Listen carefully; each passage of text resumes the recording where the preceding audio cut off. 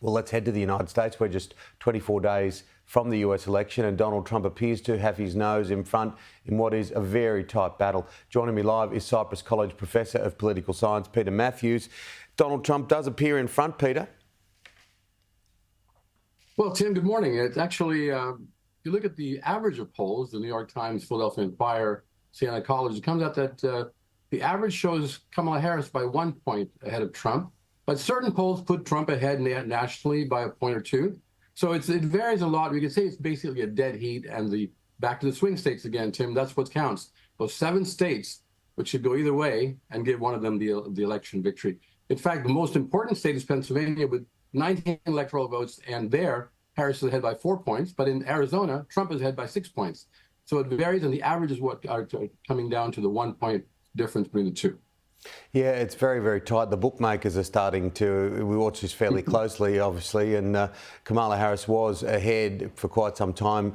Trump has gone back that way, but it has flip-flopped, and no doubt there will be more twists and turns. It is 24 days, but that could be seen as an eternity in a US election at times, Peter. Certainly, anything can happen any minute. We're still in October, and we always talk about the October surprise tradition.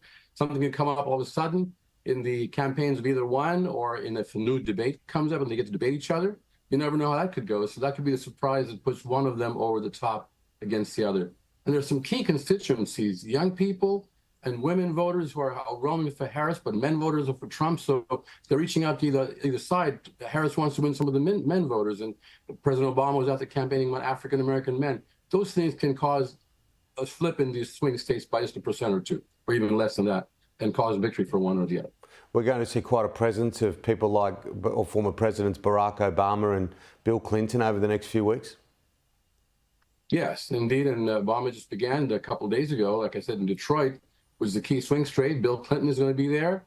Don't forget Liz Cheney, who's a Republican, who actually has campaigned now with Harris and endorsed her, and is bringing aboard about 9% of the Republican vote is going for Harris. It's crossing over, and Trump is winning about 4 to 5% of the Democratic vote. So these big names like these folks I'm talking about can make a big difference. And in terms of when they're campaigning with the people, just a few or portion of a percent being swung by their influence can make a big difference either way. Absolutely. Now, we've seen criticism of Kamala Harris over the course of the campaign since she became the Democratic nominee, that she hadn't been conducting many interviews. Well, the last week she's done quite a few. How do you think they went?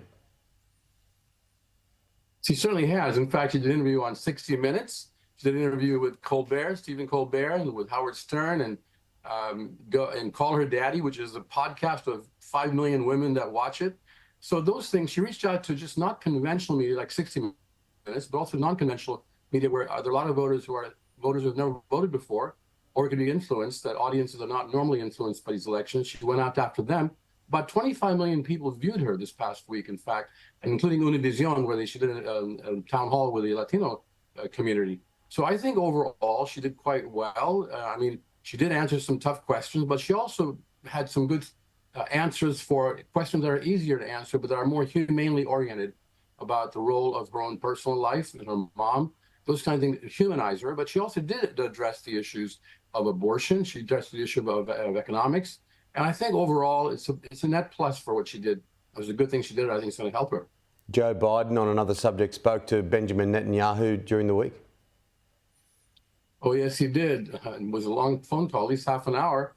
And in fact, Kamala Harris joined the phone call. But the main impetus of the phone call was for Joe Biden to tell Netanyahu, look, this whole thing needs to wind down because too many people are being killed, especially both sides, but also especially on one side. And now it's expanding into Lebanon from Gaza.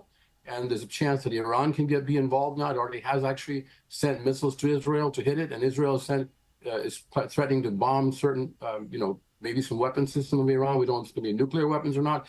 It's going to be out of hand. What Biden told Netanyahu, you cannot let this get out of hand. It's too critical a situation where it could involve many, many more countries.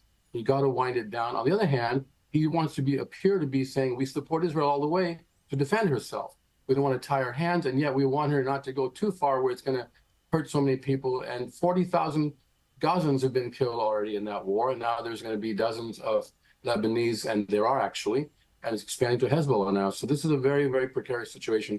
Biden is trying to keep it under control somehow so it doesn't spin out of hand.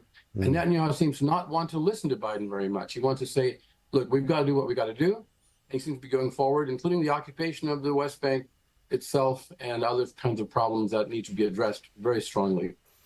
Absolutely. Just finally and quickly, Donald Trump's relationship with Vladimir Putin.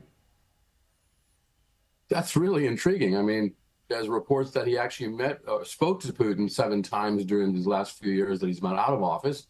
And he denies it, and Putin denies that. But Putin does say that Trump did send him a COVID testing kits at the beginning, and that became an issue to a certain extent. But here's the thing. What if he's been in touch with Putin? What have they been talking about? And there is a Logan Act that prohibits anyone who's not in the presidency or in government and been authorized to negotiate foreign policy from doing so. No one is a private citizen can negotiate foreign policy. We wonder if Trump has been actually promising Putin anything or influencing anything in Ukraine and Russia war or the Middle East. We don't know what exactly has been going on. It's quite concerning. We'll have to see how that turns out with the investigations. Absolutely. They are interesting days. Thank you, Peter. Thank you, Tim. Take care.